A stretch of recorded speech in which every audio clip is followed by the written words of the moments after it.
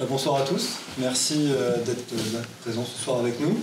Nous avons l'honneur d'accueillir Renaud Banul ce soir pour la première édition de Micro Sympo, le nouveau format de symposium, un petit format qu'on espère prospérera à l'avenir. Je sais la parole à Marie-Zoé. Donc on accueille aujourd'hui Renaud Banul, qui est fondateur de, enfin il va vous raconter, mais fondateur notamment de Banul's Design, et qui a un architecte naval de renom qui a construit beaucoup de bateaux, notamment l'ultime Sodebo pour le skipper Thomas Coville et le bateau vainqueur de la 33e Coupe de l'Amérique. Merci.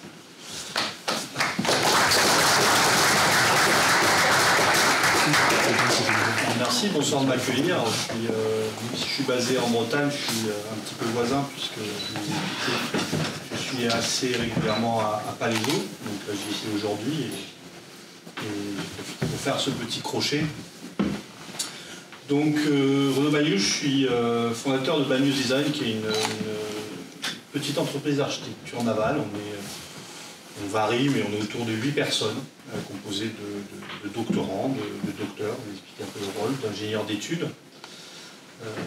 Je suis également maître de conférence à Nantes Université, spécifiquement à l'INSA Nantes, où il existe, et ça peut intéresser certains d'entre vous, un master spécialisé en architecture navale, qui est ouvert aux ingénieurs et architectes diplômés. C'est une formation qui dure 1 an de formation plus 5 mois je crois, c'est le minimum de stage, et qui est vraiment dédiée à l'architecture navale. C'est-à-dire que souvent les formations que vous trouvez dans des écoles d'ingénieurs, elles sont dédiées à l'ingénierie maritime appliquée à l'architecture navale. Donc là, c'est vraiment un travail sur comment utiliser ce que vous avez assimilé, appris dans vos études, notamment d'ingénieur pour vous, comment on va utiliser ces outils dans la méthodologie de conception de l'architecture navale, qui est une méthodologie, j'espère que vous allez le découvrir, assez spécifique. Je suis également cofondateur d'un laboratoire commun qui s'appelle Math3Time, les mathématiques appliquées à la transition maritime, qui est soutenu par l'Agence nationale de la recherche, qui est en collaboration avec une équipe de recherche en mathématiques appliquées qui s'appelle Platon, et qui est basée donc sur le plateau INRIA à Palaiseau, et qui est une équipe de recherche mixte entre le CNRS, l'école polytechnique et l'INRIA. Vous verrez qu'il y a pas mal de choses aujourd'hui à discuter, puisque je suis aussi fondateur d'un consortium scientifique que je développerai qui s'appelle Share the Ocean.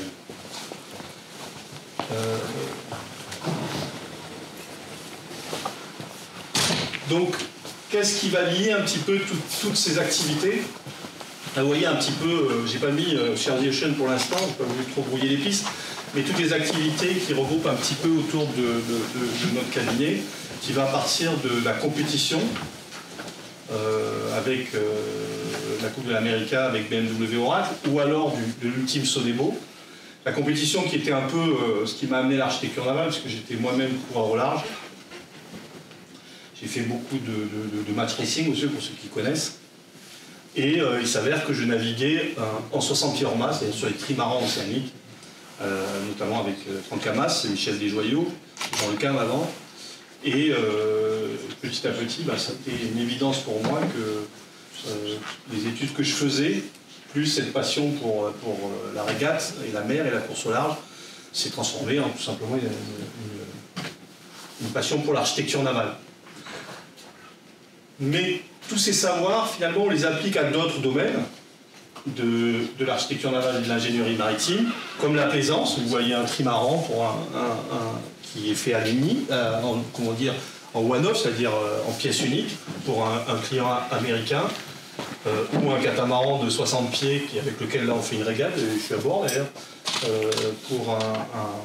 là c'était pour un client australien, mais aussi comment on applique nos méthodologies à la transition maritime, tout simplement au transport maritime, ou à des innovations de rupture dans tout simplement du transport de passagers.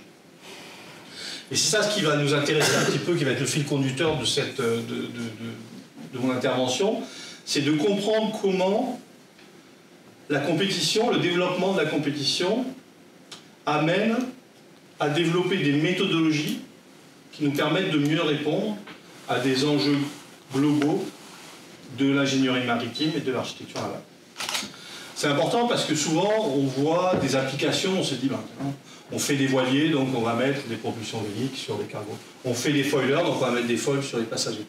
C'est pas ma vision des choses. Moi je crois que ce que nous permet la compétition, c'est vraiment de développer des méthodologies.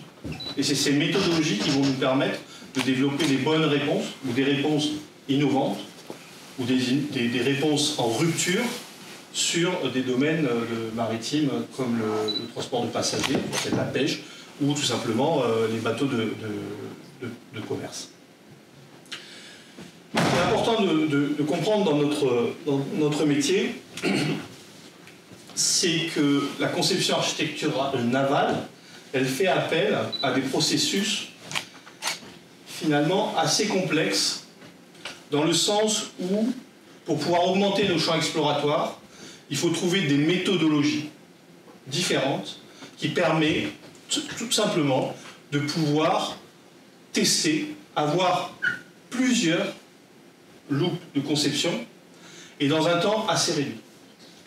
Ça entraîne quoi? Ça veut dire que si vous utilisez des outils qu'on va appeler de très haute fidélité, vous avez tous certainement utilisé de la CFD, de haute fidélité, ben vous avez à votre disposition des outils qui sont très chronophages, très chers, qui vont vous permettre effectivement d'avoir des résultats extrêmement précis, mais par contre, par le temps que ça prend et les moyens que ça prend, va diminuer votre champ exploratoire.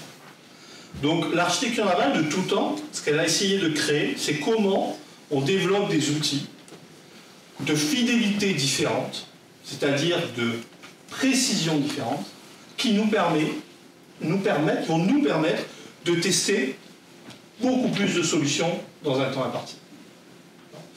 Donc, l'image que j'aime bien prendre, pour ceux, je pense que pour les plus jeunes qui sont ici, ça va être difficile de la comprendre, mais moi je fais encore partie d'une génération qui a fait son point au sextant.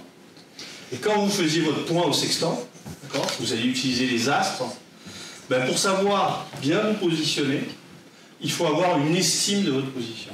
Si vous n'avez pas une estime de votre position, vous ne pouvez pas savoir où vous êtes. Et plus votre estime sera précise, plus votre position sera précise. Ben, l'enjeu des méthodologies de conception qu'on va développer, c'est exactement cela. Plus on aura des outils qui nous permettent d'estimer rapidement des solutions, plus on pourra être précis dans un temps très rapide. Et ce qui va lier ces différentes activités, c'est la temporalité. La différence entre un porte-container et un bateau de la Coupe de l'Amérique, c'est la temporalité. Une Coupe de l'Amérique, c'est un temps très court pour développer énormément de solutions. Là, le bateau de commerce, le porte-container, c'est une temporalité industrielle beaucoup plus longue. Donc ça veut dire que même si on a une passion pour la course, on va pouvoir utiliser cette temporalité et ces moyens très rapides pour démontrer, pour tester des choses, pour pouvoir les appliquer à des domaines comme le bateau de commerce ou les bateaux à passagers. Donc, cette réflexion sur, vous avez vu, j'ai déjà employé des mots-clés qui sont fidélité différente, donc multifidélité. On pourrait utiliser le mot objectif différent, donc multi-objectif. Et j'ai parlé d'estime, j'ai parlé de basse fidélité. Donc qu'est-ce que ça implique? Ça implique la prise de conscience de l'incertitude.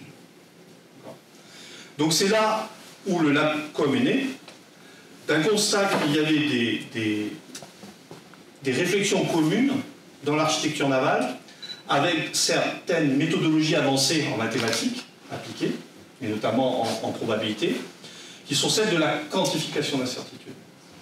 Tout simplement parce qu'aujourd'hui, un navire, en mathématiques, c'est un système imprédictible. Pourquoi? Parce qu'on a du mal à maîtriser les variables que sont l'air et l'eau. On va dire, c'est plus facile à comprendre que l'eau est difficilement prédictible. Quelle vague, quel spectre de vagues, quel mouvement de l'eau va impacter la performance ou le comportement de notre navire. Mais l'air, c'est identique.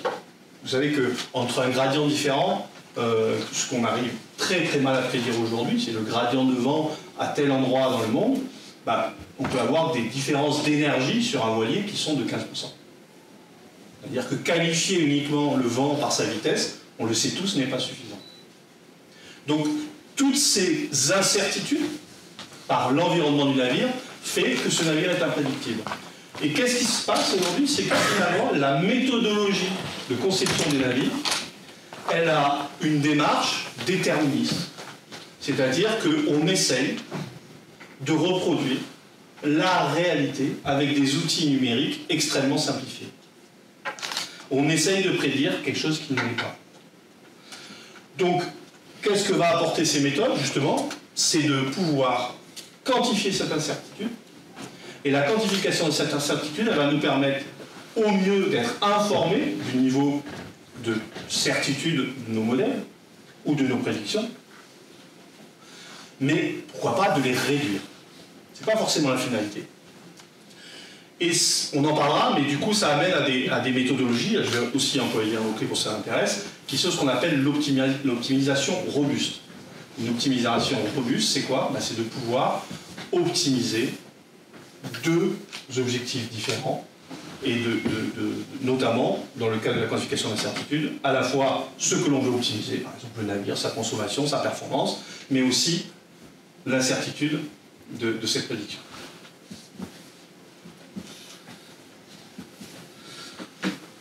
On va revenir un petit peu au rôle de la compétition, mais ce qui est important à comprendre aujourd'hui, c'est que le contexte, c'est tout simplement que le transport maritime a un enjeu aujourd'hui, on va dire essentiel bien sûr, mais surtout extrêmement ambitieux. Les objectifs de l'IMO, de l'International Maritime Organization, c'est quand même d'arriver à un zéro émission en 2050. On en est très loin. Et aujourd'hui, ce qui est important d'imaginer, c'est que malheureusement, ce n'est pas seulement la technologie qui va nous permettre d'y arriver, mais c'est une meilleure compréhension du navire, de ses enjeux, et une meilleure prédiction potentielle de ces navires qui va nous permettre d'avancer rapidement vers ces objectifs.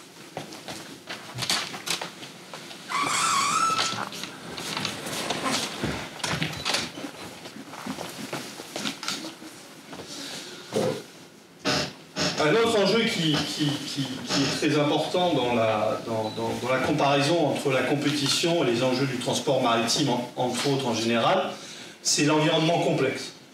C'est-à-dire qu'on se retrouve avec énormément de variables à gérer, qui fait que dans des méthodologies de conception ou d'optimisation, ça va être très difficile d'intégrer toutes ces variables. Et forcément, il va falloir développer des méthodes qui nous permettent d'intégrer. Pour comparer avec un ultime, vous savez qu'un Sodebo, c'est ce qu'on appelle, pour certains le savent, il fait partie de la classe ultime, donc c'est un bateau de 32 mètres par 23. Et il a des foils qui sont réglables, il y a des plans porteurs arrière qui sont réglables, il y a des voiles qui sont réglables, il y a un plan porteur de dérive qui est réglable, il y a tout qui est réglable, je ne sais pas parce qu'il y a plein de trucs qui n'est pas réglable. Et aujourd'hui, pour vous donner une petite idée, si on veut prédire le comportement d'un comportement même statique d'un ultime autour du monde, c'est plus de 200 millions de points d'équilibre. Donc aujourd'hui, quand on navigue beaucoup sur un bateau comme Sodebo, avec une équipe professionnelle organisée, on arrive en une année à tester 5 000, 6 000, 7 000 points d'équilibre. Donc ça veut dire que si on veut performer, optimiser notre navire, il va falloir améliorer notre prédiction. Et c'est la même chose sur des bateaux de commerce. Les incertitudes sont différentes. Là, vous avez, juste pour vous donner une idée, vous avez une carte qui vous montre, pour arriver à une vitesse de 15 nœuds d'un tanker qui navigue vers l'ouest, on a tout simplement la puissance nécessaire à l'hélice, à l'arbre, pardon, pour arriver à ces 15 nœuds. Et on se retrouve avec un écart type qui est très important, jusqu'à 30% de variabilité. Donc il faut se rendre compte qu'aujourd'hui, un navire de commerce, un porte-container, quand il pense avoir les mêmes conditions environnementales, il a 25% d'écart. Quand on rajoute des conditions environnementales différentes, il peut monter jusqu'à 35% d'écart.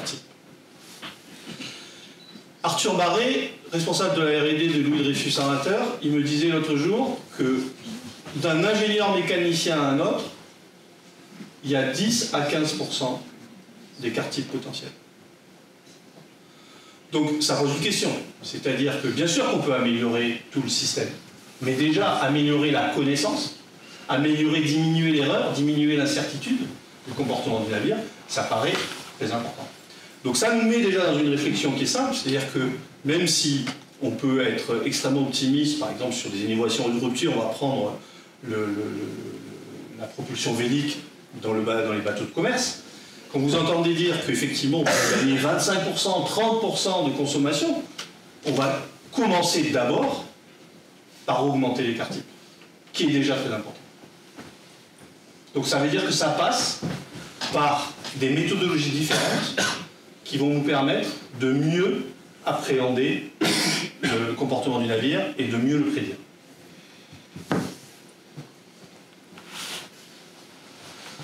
Donc qu'est-ce que vient faire la compétition là-dedans? C'est-à-dire qu'au-delà du fait que c'est ce qui m'anime en premier, et toute notre équipe, c'est qu'on va avoir à gérer les mêmes incertitudes environnementales.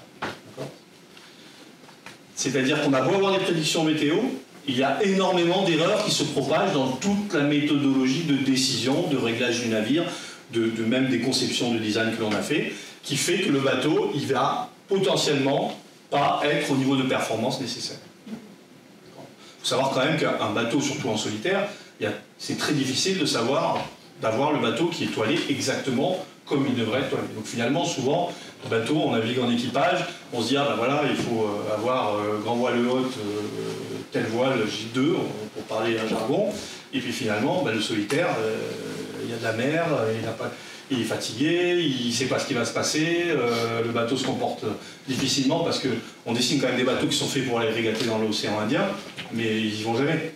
Ils y vont une fois tous les 4 ans. Donc en fait, le comportement, chaque course, on apprend beaucoup, mais c'est toujours une surprise. Donc les conditions dans l'océan Indien fait que, là où on naviguait dans voile haute J2, là c'est plutôt J2, J3. Donc effectivement, il y a une incertitude déjà de connaissance de la météo, une incertitude des spectres de vagues qu'il va rencontrer, et une incertitude, bien sûr, de la qualité de l'air, de comment le marin va pouvoir régler le bateau, et j'en passe. Et ce qui est intéressant pour un peu étayer mon propos, c'est que en travaillant, en recherchant, on a trouvé un papier sur Stars & Strap, une équipe de Stars & Strap en 1987, qui travaillait déjà sur la théorie du jeu. C'est-à-dire que finalement, on essaye de prédire quelque chose de façon déterministe, additive, alors que on ne connaît pas énormément de ces variables. Et la Coupe d'Amérique, c'est un peu ça. On ne connaît pas ses opposants. On ne connaît pas tout de suite le type de bateau. On ne connaît pas le site où ça va être fait. C'est très compliqué. Et ce qui est le plus intéressant avec ce qu'on a vécu avec Oracle, avec BMW Oracle, qui était une coupe un peu spéciale, je ne vais pas rentrer parce que la Coupe d'Amérique, c'est très très compliqué à comprendre. La Coupe d'Amérique, c'est vraiment la régate qui va, à la fin, qui va opposer le Defender, qui détient la coupe, et le Challenger. Et donc, du coup, sur la coupe avec BMW Oracle en 2010, on s'est quand même retrouvé à dessiner un bateau sans savoir les règles, sans savoir la saison, sans avoir le lieu. C'est pas de la théorie du jeu, c'est pas de l'incertitude. Donc, comment on peut imaginer développer une méthodologie qui va essayer de prédire quelque chose que l'on ne connaît pas?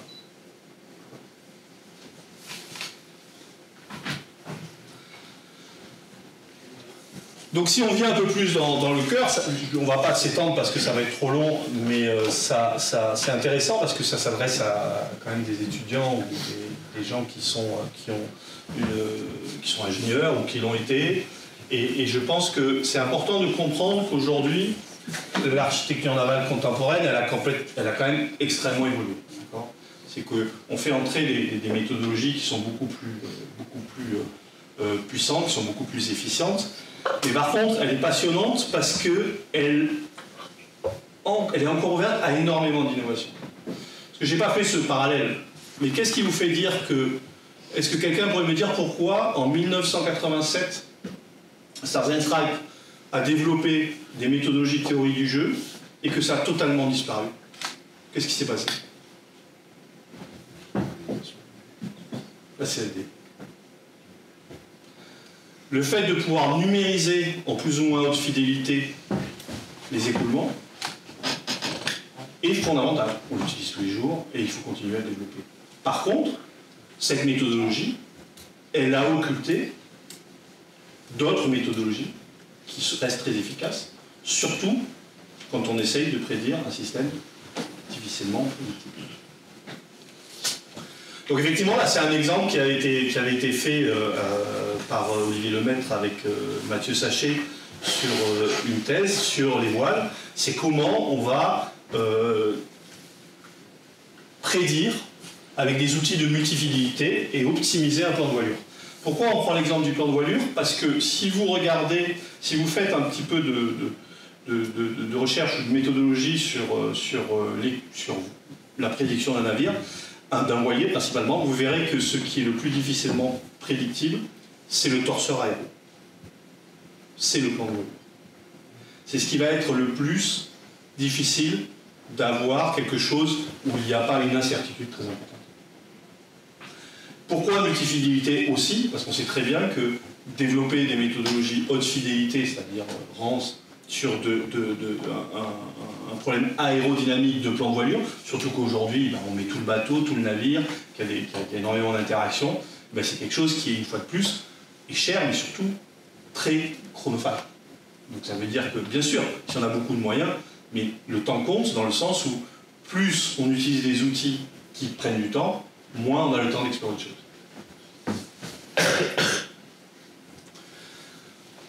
On parle d'environnement, j'en viens à l'incertitude de routage.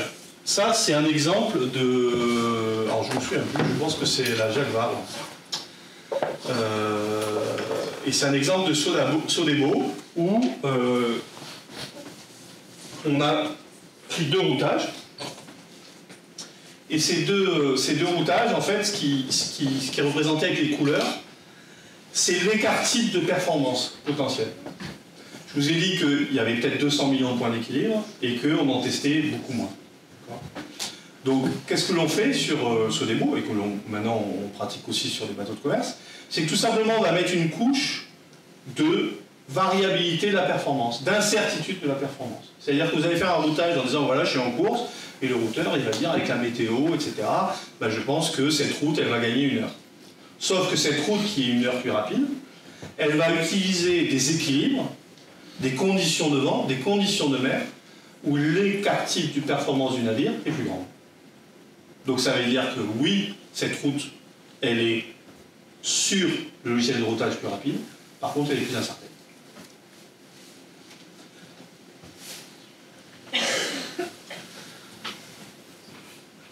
Donc l'étape d'après sur justement ce routage, c'est que cette incertitude de performance, on peut la prédire aussi. C'est-à-dire que là, vous avez un exemple d'un travail que l'on a fait sur la thèse de Malo Cochot, qui est un ancien écocentral. Une publication qui a été faite en 2023, où le travail, c'est tout simplement de propager l'incertitude de polaire de vitesse du navire. On prédit les performances du navire dans des conditions, mais il y a une incertitude qui se propage sur sa performance, et on regarde comment cette incertitude de performance va impacter son routage. Donc ça change tout à fait la vision, c'est-à-dire qu'au lieu d'avoir une vision extrêmement simple de dire ah ben voilà, le logiciel de routage il est avec cette météo, et ben cette route elle est plus rapide. Non, on va avoir une notion d'incertitude ou de capacité au bateau de pouvoir performer à la hauteur de la polaire. Et ça nous permet quoi? Avant tout, ça nous permet d'avoir une décision informée. C'est-à-dire qu'au lieu d'avoir juste un résultat qui nous dit bah, cette route elle est plus rapide, on a un élément qui est important, cette route elle est plus rapide, mais elle a une incertitude plus grande.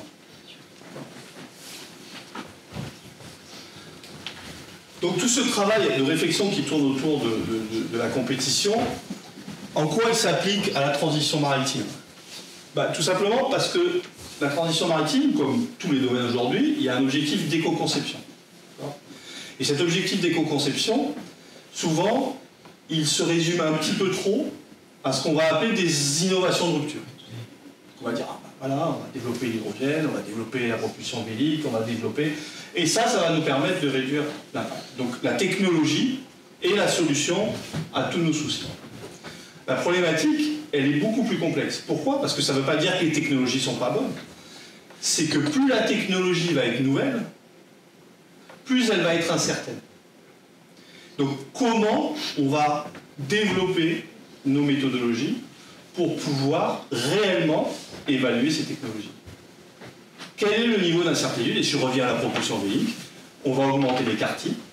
De quelle incertitude on parle? Si on se retrouve avec si on dit qu'on va gagner 25% et qu'on a des écarts-T de 40%, ça ne veut pas dire qu'il n'y a pas des moments où on ne va pas gagner, mais il y a des moments où on va perdre. Donc c'est comment on va développer des méthodologies qui vont nous permettre d'avoir une vision beaucoup plus globale des gains potentiels.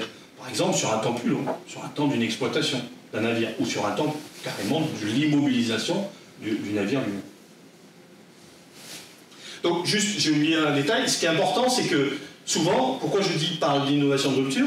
Parce qu'on oublie qu'il y a un objectif à 2050 et qu'aujourd'hui, non seulement il y a des bateaux qui existent et qui ont peut-être encore 20, 25 ans de vie, mais il y a des bateaux qui sont en train d'être conçus ou même être construits et qui vont avoir encore une vie assez longue. Donc, ça veut dire qu'on peut intervenir à plusieurs niveaux de cette échelle de temps pour pouvoir optimiser, diminuer l'impact de ces navires. C'est pour ça que ce qui est important dans cette approche d'éco-conception qui a été développée par Stéphane Le Pochak qui enseigne notamment au master spécialisé à Nantes, c'est de voir comment on va intervenir sur un niveau des bateaux existants sur les composants. Qu'est-ce qu'on va pouvoir, avec notre méthodologie, définir comme gain potentiel sur les composants. Pour les bateaux qui sont en train d'être conçus ou construits sur l'architecture, mais ensuite, effectivement, plutôt le niveau 3, c'est sur comment on va définir des nouvelles technologies, leurs usages, et comment on va pouvoir les évoluer pour pouvoir intégrer ces innovations de rupture et diminuer encore notre impact. D'ailleurs, si vous regardez un petit peu les courbes, on ne va pas s'étendre, mais vous verrez bien que le type 3, il a du mal à arriver à l'objectif. Donc l'innovation de rupture, elle ne va peut-être pas suffire. Donc ça, c'est un élément important. Après, bien sûr, il y a un changement de paradigme industriel, mais là, ce n'est pas forcément notre débat aujourd'hui, ni nos compétences. Donc rapidement, un petit peu, la flotte existante, l'optimisation des composants, c'est comment on va trouver des méthodologies qui vont permettre d'évaluer et d'être efficace sur les composants. Donc nous, ce qu'on développe, vous avez tous entendu parler, on va développer ce qu'est un jumeau numérique. Nous, on va utiliser ces méthodologies pour développer ce qu'on appelle des modèles hybrides. Donc un modèle hybride, c'est quoi? C'est qu'on ne va pas utiliser seulement de la numérisation ou de la prédiction physique. On va utiliser de la prédiction physique, on va utiliser de la prédiction statistique et on va utiliser des mesures.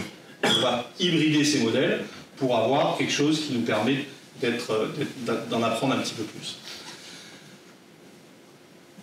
Donc c'est tous les éléments, c'est qu'est-ce qu'on peut faire. Donc effectivement, là, cet exemple, c'est un travail que l'on a fait pour CMA-CGM.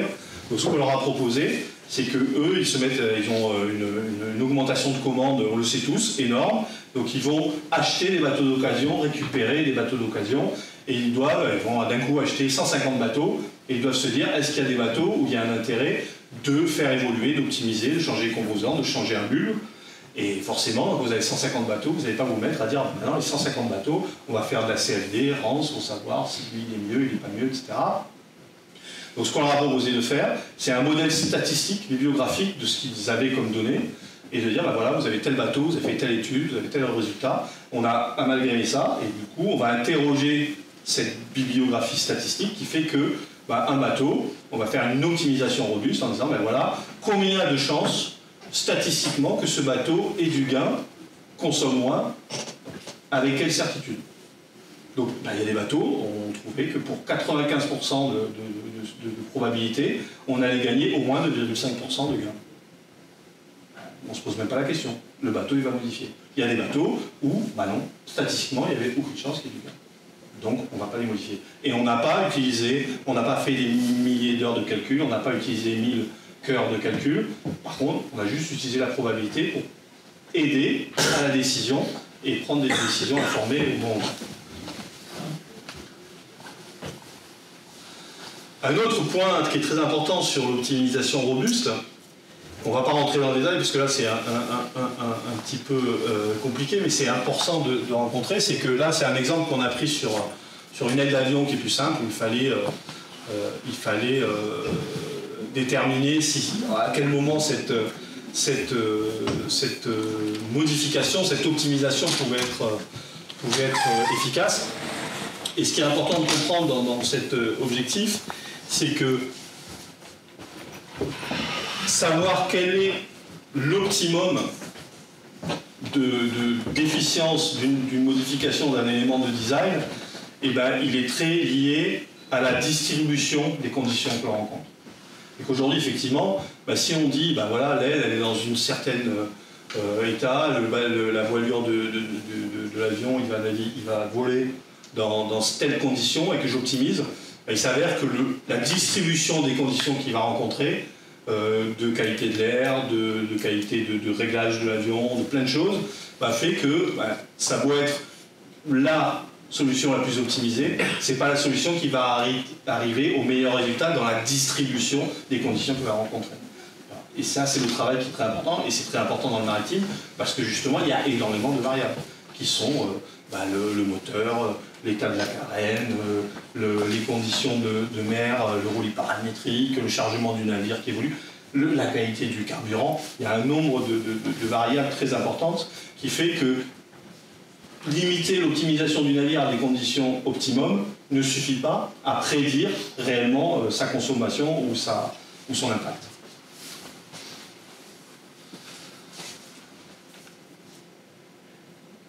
Donc effectivement, ça nous amène au type 2, qui est comment on définit les nouveaux designs et comment on va prendre plutôt une vision globale des objectifs, notamment de route de navire, de conditions qu'il va pouvoir rencontrer, pour pouvoir optimiser vraiment dans la distribution de ce que le navire va rencontrer.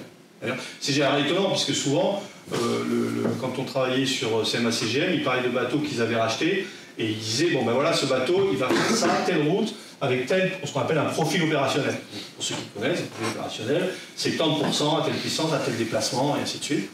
Et en fait, nous, bêtement, en disant, mais est-ce qu'il ne faut peut-être pas faire l'inverse, c'est-à-dire quel bateau serait efficient pour quel profil opérationnel.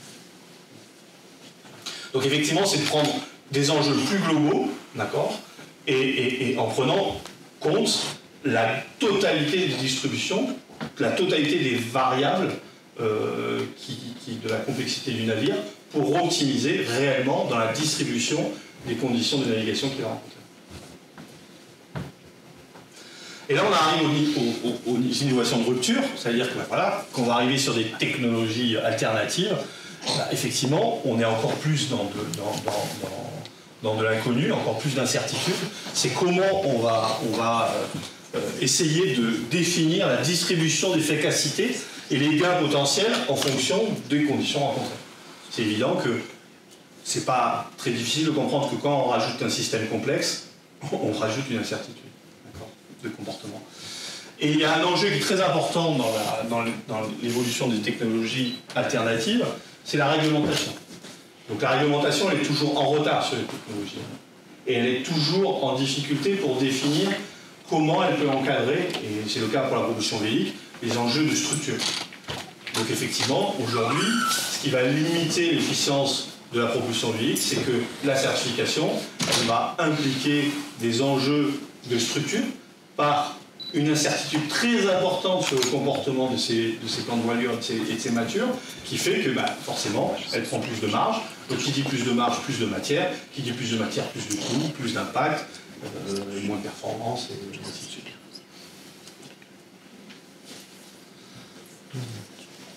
Donc ça résume un petit peu ce que l'on développe. C'est comment on va pouvoir définir ce qu'on appelle des jumeaux numériques hybrides en utilisant toutes les méthodologies que l'on puisse avoir, que ce soit un apprentissage statistique, une simulation de modèle physique et une mesure en verre. Alors quand on parle d'apprentissage statistique, c'est juste parce que vous savez tous ce que c'est l'apprentissage statistique et le tout statistique, on en parle beaucoup. Nous, aujourd'hui, ce qu'on développe, c'est pas du tout statistique. Ce n'est pas de ce qu'on appelle communément beaucoup l'intelligence artificielle. Pourquoi? Parce que ça ne veut pas dire qu'elle n'est pas utile, on l'utilise dans plein de domaines. Là, de ce dont on parle, c'est comment on injecte de la statistique dans la physique. Pourquoi? Parce que le problème de tout statistique, c'est qu'il n'y a pas de réalité physique. Donc si par exemple vous dites à ce qu'ont fait beaucoup d'armateurs à une époque, d'essayer d'apprendre à statistiquement le comportement du navire pour pouvoir mieux l'opérer et le régler, mais en fait on a des temps d'apprentissage qui sont très longs. Dès qu'on modifie une hélice, un rendement de moteur, un comportement, on revient en arrière dans l'apprentissage, mais surtout, nous on n'a rien fait. Donc ça veut dire que ça a quand même ce défaut de dire qu'il n'y a pas de réalité physique, et nous, ce qu'on veut dans notre méthodologie, c'est apprendre. C'est comment on va, plutôt que d'essayer de définir une réalité complexe, on va plutôt essayer d'injecter de la probabilité pour essayer de voir qu'est-ce qui peut arriver. Quels sont les équilibres qui sont statistiquement plausibles.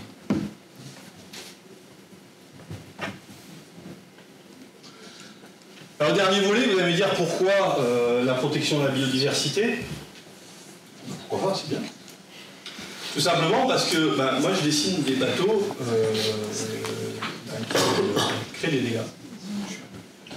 Et en 2019, pendant la Reste Atlantique, pour ceux qui suivent la course au large, qui connaissent la course ultime, on s'est rendu compte que, je me suis rendu compte, je savais qu'il y avait des collisions, parce que moi-même en tant que marin, ça m'est déjà arrivé d'avoir des collisions avec des tortues, avec des requins. Et je peux vous dire qu'elle n'était pas contente, la tortue. Et effectivement, il y a eu énormément de collisions. Il y avait 5 ultimes, on parle de 4 à 5 collisions par navire. Et du coup, je me suis dit, mais ce qui était faux d'ailleurs comme constat, mais je me suis dit, mais nouvelle route, beaucoup de collisions. Donc il y a peut-être, tout simplement, un lien facile à faire entre les routes et le nombre de collisions. Pourquoi j'ai dit c'était candidat faux? Pourquoi? Parce qu'en fait, il y a toujours beaucoup de collisions. Sur la plupart des routes. Donc l'idée, ça a été quoi? C'est de se dire, finalement, peut-être qu'on a suffisamment de données, d'abondance, on dit, de présence, de migration de mammifères, qui nous permettent tout simplement de prédire des densités, une probabilité de densité, et tout simplement de prédire la probabilité de rencontre entre un navire et un mammifère ou même un poisson. Donc d'ailleurs, le premier exercice qu'on avait fait, c'était avec la New York Vendée, où il y avait eu énormément de collisions avec les mola-mola, donc avec les poissons-lunes. On avait trouvé une base de données de mola-mola, et on avait regardé le nombre de collisions qu'ils avaient déclarées dans cette zone. Et c'était 6 collisions, et notre modèle statistique, il avait donné un risque de rencontre moyen. Oui, je dis le mot rencontre, parce qu'on laisse toujours une chance aux mammifères et aux marins de s'éviter. D'accord ? Et donc, il y avait 6 collisions déclarées, et le modèle donnait une moyenne de rencontre de 5,35. Peut-être qu'on tient quelque chose. Et donc effectivement, ce qu'on a développé, c'est avec l'Observatoire Pélagis, l'Université de La Rochelle, et encore l'équipe INRIA, École Polytechnique CNRS, tout simplement, on a développé un modèle statistique de probabilité de rencontre entre les navires et les mammifères. Et là, une fois de plus, le corse au large, c'est le démonstrateur parfait. Pourquoi c'est le démonstrateur parfait? Parce qu'un porte-container, il ne se rend même pas compte qu'il a une collision avec un mammifère. La course au large a beaucoup de collisions. Ce n'est pas eux qui créent le fait que les collisions avec les navires est la première raison de mortalité des grands mammifères. Mais c'est quand même important. Par contre, ce qui nous intéresse, c'est qu'on a un retour de ces navires. Même ceux qui ne veulent pas nous le dire un bateau, quand on suit les cartes, un bateau qui a un avarie, nous on regarde où c'est, on se dit, il y a des chances que ce soit quand même un mammifère. Donc la première course sur laquelle on a intervenu, c'était The Ocean Race en 2023, où la course nous a demandé une étude et des recommandations de zones potentielles d'exclusion pour diminuer le risque de collision et de rencontre entre les bateaux de course et les mammifères. Il s'avère que le directeur de course n'a pas voulu en entendre parler, donc il n'y a eu aucune modification. Donc juste pour jouer, il faut savoir quand même qu'une course comme The Ocean Race, 5 bateaux, alors il y a eu des courses pour les spécialistes, il y a eu quelques courses avec quelques 65 pieds, donc il y avait un peu plus. Et bien je ne me souviens plus du chiffre, mais c'est pas très grave parce que c'est à 1 ou 2 près, mais il y a 2 near miss, mais c'est autour de 17 collisions. 5 bateaux. Donc la course au large, elle a quand même un enjeu, déjà de montrer qu'elle fait attention à la biodiversité, mais surtout que c'est gagnant-gagnant. Ils cassent leur bateau. Ils abandonnent. Si vous vous souvenez, il y a des bateaux pendant la The Ocean Race qui ont eu des collisions très violentes, où il y a eu des blessés à bord, il y a eu des bateaux très très amochés. Il y a énormément d'abandons. Chaque course, il y a des abandons qui sont dus avec des collisions avec des mammifères. Donc, non seulement ça va dans le sens de ce qu'il faut faire, mais en plus, c'est gagnant-gagnant. Donc là, c'est la New York Vendée, donc c'est la course qui vient d'être passée. Et d'ailleurs, vous remarquez qu'ils ont mis Bouée chez The Ocean. Donc pareil, ils nous ont demandé de faire des recommandations pour pouvoir diminuer les collisions. Donc effectivement, on a réussi à leur faire éliminer une zone, notamment au niveau de la Nouvelle-Écosse. Ça, c'est la zone de glace, pour ceux qui savent. Donc voilà, les glaçons. Là, c'est la zone d'exclusion des mammifères. Et on a rajouté une voie là aussi pour les Açores. Et on a rajouté une bouée au sud de New York. Pourquoi? Parce que, effectivement, dans cette zone, il y a énormément de mammifères marins. Surtout, il y a des baleines franches qui sont extrêmement protégées. Il faut savoir qu'il n'en existe plus en Europe. Et je vais dire une bêtise, je ne suis pas du tout... J'ai une docteure en biologie et l'environnement au bureau qui s'occupe de tout ça et avec l'Observatoire pélagiste et l'Université à Rochelle. Mais je ne dois pas me tromper de dire qu'on est, je ne sais plus si c'est 400 ou 600 individus qui restent seulement de baleines franches. Et les États-Unis déploient énormément de moyens pour protéger cette espèce. Donc effectivement, il faut que nous, on remplisse notre rôle de la course au large qui dit, ben voilà, on a un terrain de jeu et ce terrain de jeu, on le respecte et on essaye de respecter les espèces qui l'habitent. Parce que ça paraît pas évident parce que c'est de l'invisible. Mais tout le monde sait que le Paris-Dakar, quand il a changé ses routes, il y avait moins d'accidents. D'accord ? Ça ne vous viendrait pas de l'idée de faire un rallye, de foncer dans un troupeau de buffles. Voilà. Là, c'est juste comme on parle de quelque chose qui est invisible, il y a des connaissances qui nous permettent de connaître des lieux d'abondance, de connaître des densités. Parce que nous, c'est pareil, il y a de la multifidélité dans ce qu'on fait, parce qu'il y a des zones où il y a beaucoup de travail d'observation et de mise en densité qui fait qu'on arrive à avoir ce qu'on appelle des valeurs de haute fidélité. Et puis il y a des zones où on n'a même pas de données. Quand vous avez une zone où on dit qu'il n'y a pas de densité, ça ne veut pas dire qu'il n'y a pas de cétacés. Ça veut dire qu'on n'a pas de données.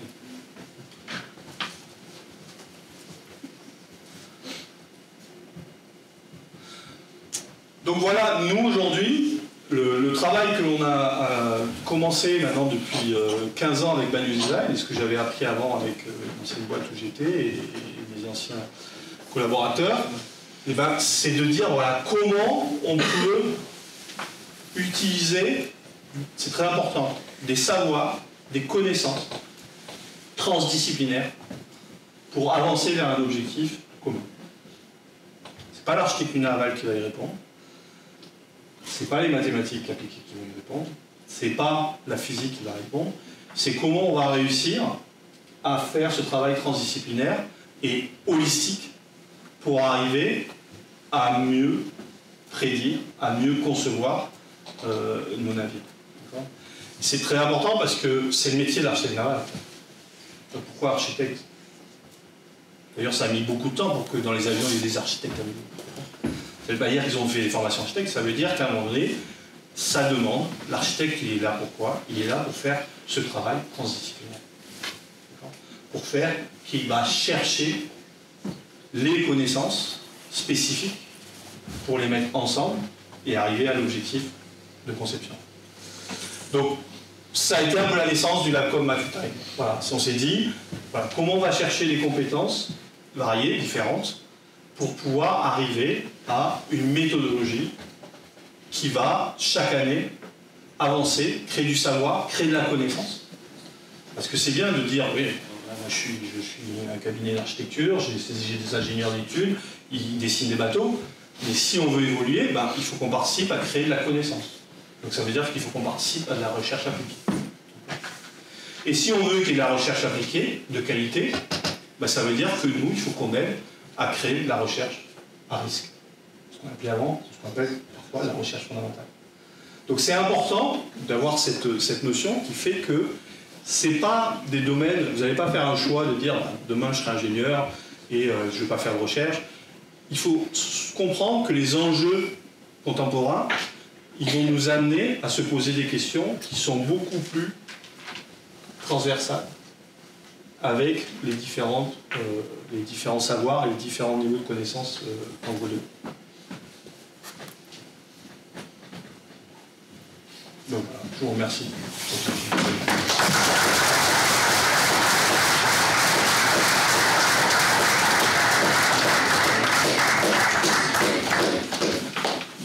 Je propose maintenant de passer un petit temps d'échange. Il y a quelques questions dans la salle. On peut changer. Oui. Comment vous positionnez par rapport justement au nouveau défi de l'équipe américaine avec les nouvelles voiles et les nouveaux twists, parce que maintenant ils ont complètement changé par rapport à tous ces véhicules classiques. On se retrouve avec des bateaux qui remontent pratiquement au vent alors qu'ils ont du vent intérieur au départ. Alors comment je me positionne, c'est difficile à dire. C'est évident qu'aujourd'hui le plan de voilure est un élément de performance fondamental. C'est-à-dire que si vous dites ah, ben pourquoi un bateau de classe America, je n'essaie de pas dire de bêtises mais dans les valeurs, mais je dirais que entre un ultime et un bateau aujourd'hui de la coupe, il y a un rapport d'allongement de 2,5. Donc on parle de finesses qui sont complètement différentes. Donc le phénomène d'allongement, alors il y a autre chose, c'est que ce qui ne nous permet pas des fois aussi d'avoir des allongements aussi importants, c'est parfois les limites sont tout simplement de conditions. C'est-à-dire qu'un bateau ultime, c'est fait pour aller dans des conditions très très variées, voire extrêmes, mais aussi de structure. C'est-à-dire qu'un bateau qui a beaucoup d'efforts, on va avoir des limites structurelles qui vont faire qu'on n'arrive pas à avoir ces allongements. Donc c'est vraiment l'enjeu. Après, comment je positionne sur la coupe américaine? Moi j'ai fait une coupe américaine qui était très ouverte. Donc je trouvais qu'il y avait des enjeux qui étaient très riches en termes d'innovation, d'ouverture. Aujourd'hui, effectivement, il y en a toujours, mais on a quand même beaucoup de choses qui sont figées. Donc ça veut dire qu'on est quand même toujours dans l'évolution du courriel. Moi, j'avoue que mon cœur va plutôt vers des choses très ouvertes où il y a beaucoup à inventer. Vous faites de la modélisation sur les cétacés. Est-ce que vous en faites aussi sur les OFNI ou c'est trop chaotique? Alors nous, pour être honnête, le tout début du projet en 2019, effectivement, l'idée c'était de faire sur les deux, c'est-à-dire de faire autant les objets inertes que les mammifères. Donc on a pas mal travaillé avec des gens de l'IRD, océanographes, et qui travaillent sur des modèles océaniques, qui travaillent. Et là-dessus, on s'est rendu compte de deux choses. La première, c'est que la grande majorité des collisions, c'est les mammifères. Et la deuxième, c'est que le problème des objets inertes, c'est les sources.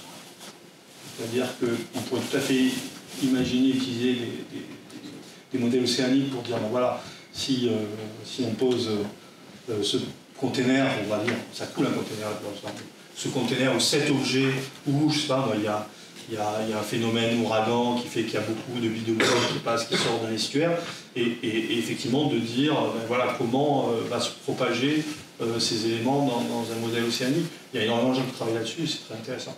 Après, effectivement, on s'est rendu compte que ce n'était pas la première cause, Et ensuite, il y avait quand même ce problème des sources. C'est-à-dire comment on source le fait qu'il y a des objets, qu'on sait où sont les objets. Ne serait-ce parce que déjà, aujourd'hui, il n'y a pas grand monde qui dit qu'on perd des containers. Il n'y a pas grand monde. C'est de mieux en mieux, mais il n'y a pas l'habitude de dire « ouais, j'ai perdu des containers ».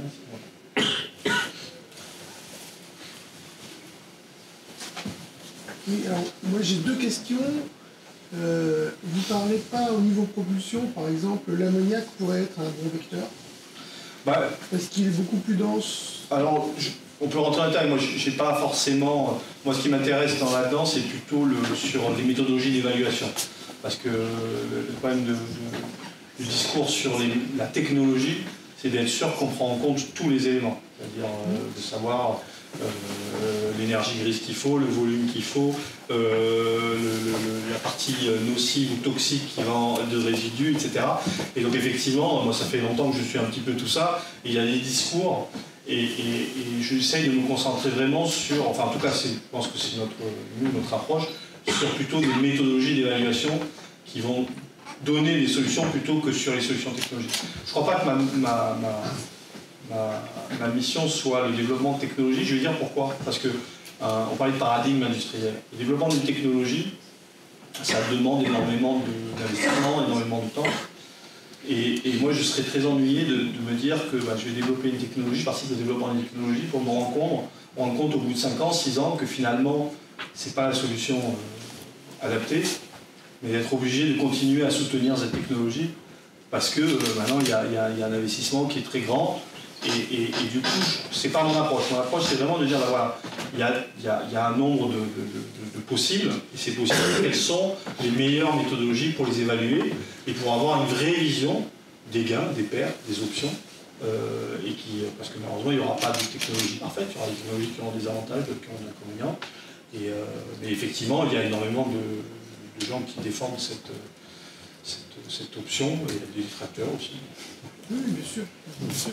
Et la deuxième question, est-ce que vous êtes penché un peu sur, je vais mal le formuler volontairement, le problème que les voiliers rencontrent avec les orques?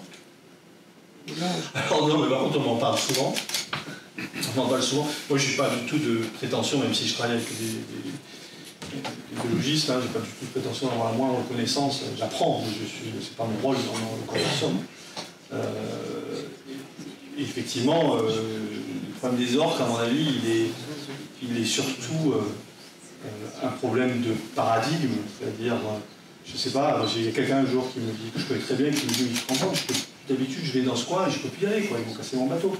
Et je dis, c'est une bonne question, mais il y a plein d'endroits dans la savane où il y a des lions, tu n'y vas pas, ça ne te donnerait pas l'idée d'y aller, quoi. Donc à un moment donné, c'est à quel point des espaces qui ont beau être sauvages, qui étaient acquis sur le fait qu'on pouvait y aller, fait qu'aujourd'hui, il y a une nouvelle donne et qu'il faut la prendre en compte. Parce que moi, j'y connais absolument rien, mais j'ai l'impression que ils jouent. Donc voilà. Alors, c'est sûr que c'est un jeu qui est agréable pour les propriétaires de bateaux et puis un peu risqué, mais ça veut dire qu'il faut prendre en compte cette donnée. Donc après, effectivement, il va y avoir la version de dire il faut les éloigner, et puis la version de dire il faut se tenir à distance. Mais alors, vous arrivez à définir cette zone? Il y a énormément de... Alors nous, c'est pas quelque chose où on passe du temps, mais il y a énormément de gens qui suivent ça, et il y a des sites, en tout cas nous on se renseigne là-dessus, qui disent, voilà, qui répertorient là où ils sont, les événements, pour avoir une idée dans quel coin ils se... Vous parliez tout à l'heure d'enjeux de neutralité carbone pour le transport maritime, notamment commercial. Et on voit, notamment pour les banquises et même pour les sous-marins, qu'il y a la propulsion nucléaire. Pourquoi c'est pas commercialisé pour le transport de fret? Je sens que d'un point de vue d'émission, l'entropie c'est zéro. Alors, le constat serait intéressant à être débattu, on va le débattre là, mais par contre, je pense qu'effectivement, c'est une question de technologie disponible. La gestion du nucléaire, je pense qu'elle est, dans le civil, elle est une complexité et qu'à mon avis, on est loin de pouvoir... je suis certain que Les navires à combustion nucléaire, ça n'existe pas seulement dans le nucléaire, hein, ça existe tout ce qui est brise-glace, etc. Mais après, c'est de se dire, voilà, dans l'état des lieux, de la connaissance, du niveau global de l'opération des porte-containers, est-ce qu'on est prêt à avoir des technologies de cette exigence protocolaire de sécurité, de mise en place, de maintenance? Je pense qu'il y a un décalage. Je pense qu'il y a un décalage de moyens par rapport à ce que ça exigerait. Je pense que la vraie raison elle est là. Dans les dernières sessions de course large, les directions de course vont pousser les navigateurs à prendre moins de risques. Est-ce que vous expliquez ça par un domaine? En gros, est-ce que les bateaux, avec les innovations technologiques que vous y ajoutez, sont plus risqués et du coup on a plus tendance à jouer avec cette limite entre danger de ces courses et volonté de la performance, ou c'est juste plus attention parce que les bateaux sont plus chers? Je crois pas. Je crois que c'est juste du professionnalisme, c'est-à-dire que la gestion du risque, elle fait partie. Il faut arriver avant de... Les bateaux sont de plus en plus performants et sont de plus en plus solides. Et on ne fait que renforcer les bateaux. Les bateaux, aujourd'hui, c'est monstrueux, les efforts. Un fond de coque d'ultime, c'est plus solide qu'un fond de coque d'avion de ligne. Hein. Quand on vous dit que vous allez amérir, il y a une grande incertitude de la réussite de l'opération. Donc je pense que c'est vraiment parce qu'on est dans une temporalité très rapide avec beaucoup d'inconnus. Les bateaux vont de plus en plus vite, les efforts sont de plus importants et qu'on fait que renforcer. Après c'est la compétition, de la compétition il y a forcément une prise de risque.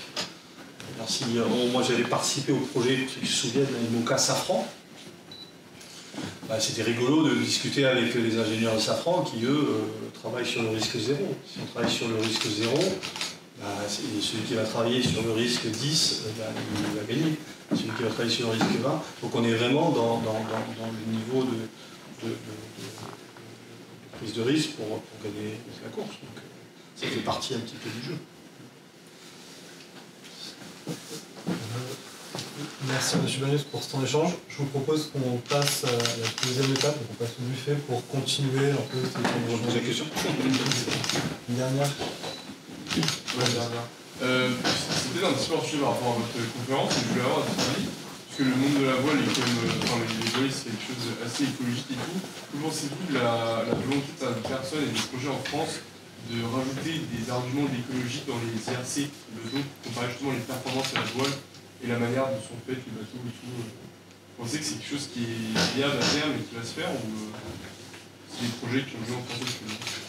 Alors, l'IRC, on parle du projet, parler des projets de nouveaux bateaux qui sortent avec... Des projets de rajouter dans les temps de compensation des bateaux des arguments écologiques dans la manière dont on fait le bateau et tout, qui sont normalement faits pour comparer les temps à la voile. Il y a pas mal de projets de nouvelles régates où on a des arguments écologiques. Alors, moi, je n'avais pas trop discuté, mais c'est pas forcément complètement idiot. Enfin, je veux dire, si effectivement, après, il faut que ce soit des vraies mesures, c'est compliqué, les vraies mesures. Hein. Je veux dire, un bateau, c'est, mis à part le fait que c'est à la voile, c'est pas très écologique. C'est des matériaux qui sont pas du tout, qui sont très nocifs, qui causent l'énervement. Après, il ne faut pas oublier que quel que soit le type de véhicule, si on prend un véhicule, ce qui va avoir le plus d'impact, c'est son opération. C'est forcément ce qu'on va appeler son énergie grise, c'est-à-dire ce qui va le permettre de le construire.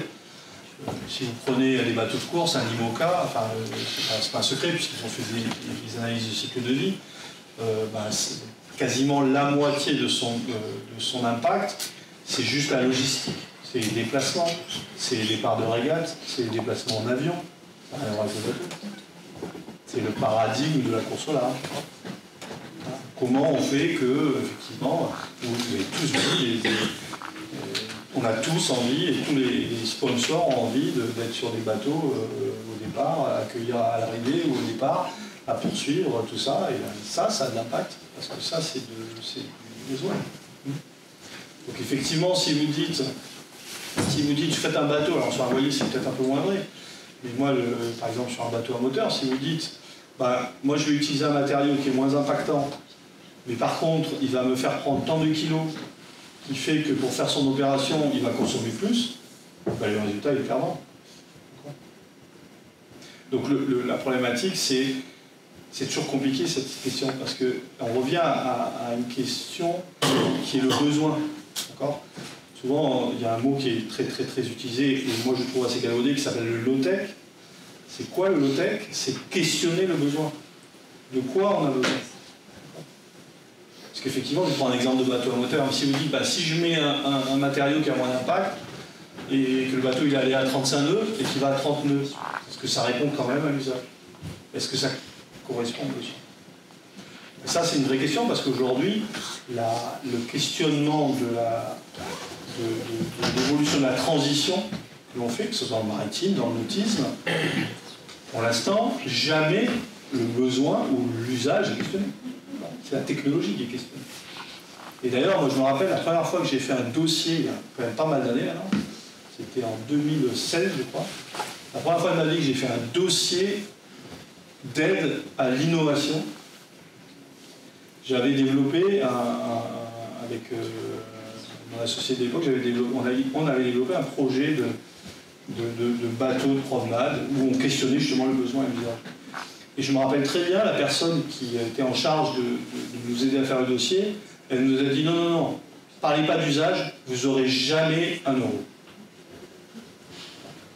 Parlez de technologie, parlez de matériaux. Mais effectivement, la vraie question, c'est l'usage. C'est-à-dire si effectivement on se dit, on arrive à faire une course au large où au départ il y a moins de... Ça questionne, parce qu'il y a un modèle économique, il y a les sponsors, ils mettent de l'argent aussi pour exister.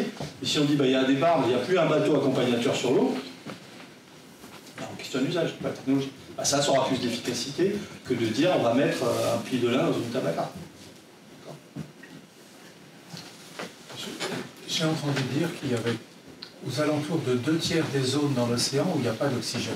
Il n'y a potentiellement pas de vie. Et les routes maritimes ne passent pas dans les endroits où il n'y a pas de vie. Elles passent précisément là où il y a de la vie. Est-ce qu'on a cartographié les zones dans l'océan où il n'y a pas d'oxygène et donc il n'y a pas de risque de nuisance avec la vie pour y faire passer des routes maritimes? Est-ce que des gens ont travaillé là-dessus? Alors, moi, je ne sais pas répondre à cette question. Par contre, j'ai une question auquel nous, on essaie de répondre. C'est qu'aujourd'hui, quand on présente, quand une association, une ONG, un groupement scientifique présente à une industrie, on va dire des constats d'impact, par exemple sur la biodiversité, elle présente, et à juste titre, c'est son rôle, un modèle de coût pour la biodiversité. Et aujourd'hui, si on veut que ces usages par un échange, ben, nous, ce qu'on développe, justement, c'est un modèle de coût pour l'industrie et pour la biodiversité. C'est-à-dire qu'on ne peut pas discuter avec un industriel et lui dire il faut diminuer l'impact, le coût pour la biodiversité, si on ne lui dit pas, voilà, si vous voulez diminuer le coût pour la biodiversité, le coût pour votre industrie, c'est celui-là. Donc c'est effectivement, après, bien sûr, hein, comme on dit, le bateau qui a le moins d'impact, c'est celui qu'on ne construit pas. D'accord ? Ça, c'est pas le problème. Et du moment où on est dans un modèle où on construit un navire, effectivement, si on veut qu'il y ait moins d'impact, il faut qu'il y ait un modèle de coût pour l'environnement, un modèle de coût pour la biodiversité, mais un modèle de coût pour l'industrie, pour avoir conscience des choix que l'on peut faire.